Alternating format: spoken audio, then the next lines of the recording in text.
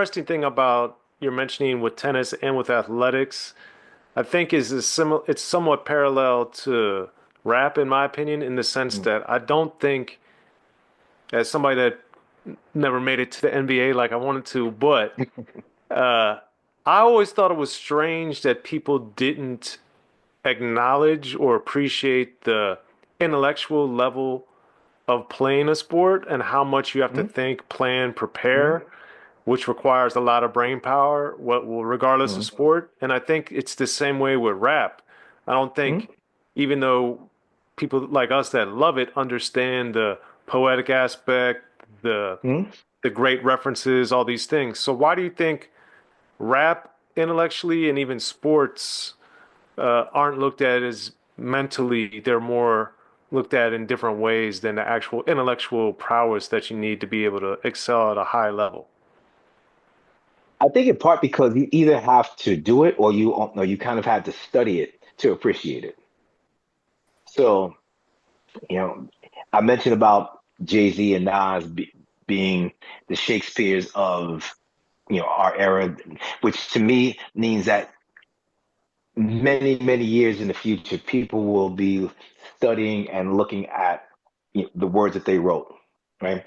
I can't say that they're going to be doing the same thing for a lot of the rappers of today's generation, but I really do feel that they're going to be doing that about the Jay-Z's, the Black Thoughts, the Nas's of that era. And that took wordplay to a whole different level. So, and just to pull one out of the air, Jay-Z said in a rhyme, my left hand will lean him like a little past six. So you could just kind of miss what that line meant, but there's so much richness in what he said. So he's saying left hand like a jab. If you're avoiding the jab, you're leaning like the hands of a clock, like a little bit this way, like a little past six. Six being down here, this being up here. So there's just so much richness in that, in the lyricism and in what those words, when they're put together a very specific way, can paint this amazing, amazing picture. But you have to be in tune in order to appreciate it. In talking about basketball, talking about boxing, tennis, whatever the case may be, there's so much that's happening in real time that you have to compute in order to be at that high level because sport in particular, the difference between those at the top and those in the middle of the pack, we're talking about in many cases razor thin edges of the level of what makes this one here and this one here. Razor thin.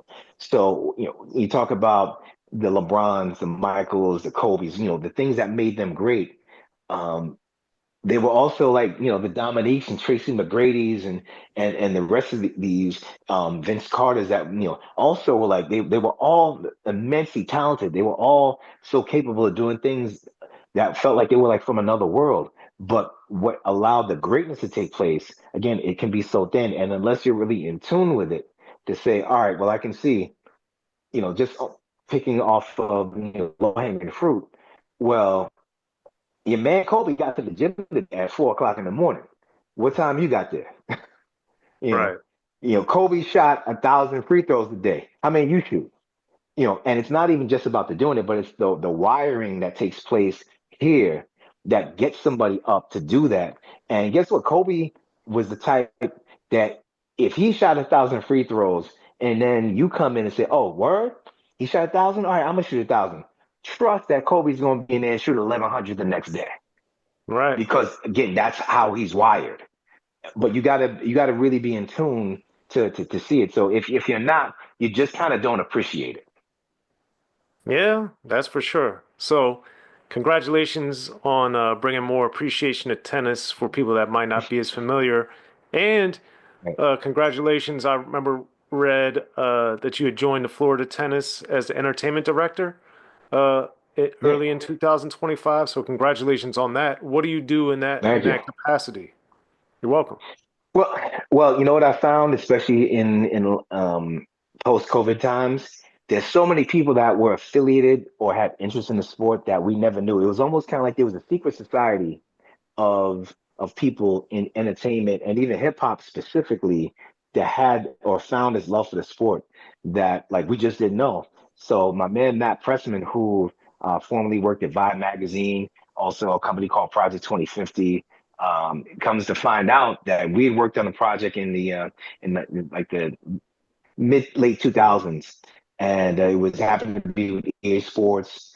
They had kicked off, I believe it was NBA. It was the NBA video game that they had released that year. I want to say it was like 2006 or seven. Um, had the Pete Rock was part of the activation. Dominique Wilkins. It was great. It was in a Times Square, and so we knew each other from that.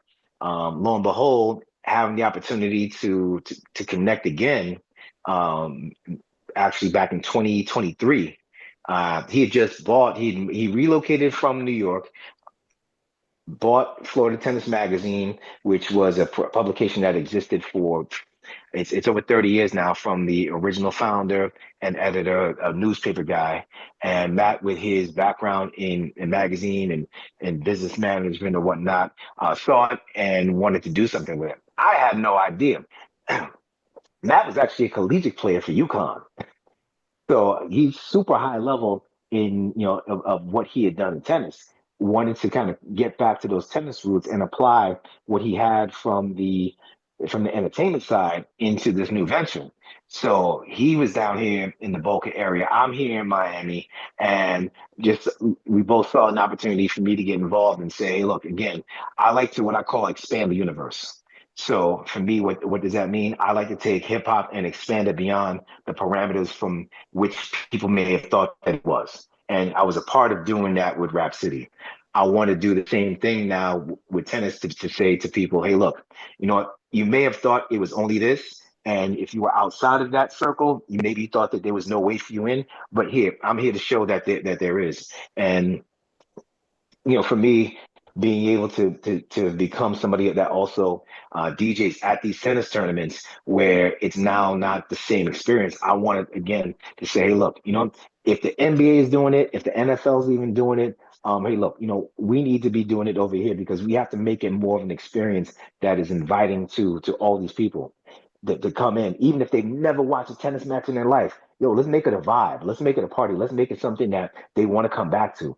Let's make it a gateway drug for people to say, man, you know what? I really had a good time here. I didn't think that, I was going to enjoy this, but man, this was awesome. So being able to take Florida tennis and be able to tell the stories of the state of Florida. And by the way, for those that don't know, basically California and California and Florida are two of the biggest tennis states in the country because of the weather, because of the access to great coaching. You have, for instance, Venus and Serena, originally from Compton, California, made the trek with their family all the way here to Florida to work with the legendary Rick Macy.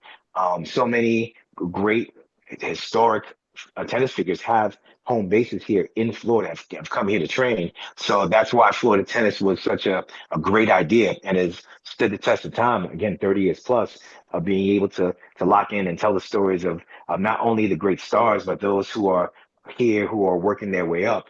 I mentioned Rick Macy. Rick was one of the foundational coaches for Venus and Serena for 4 years, and he's working now with a young woman, sorry, not a young woman yet, a young girl. She's about 9 years old, but she's already phenomenal. She's beating kids 12, 13, 14 years old.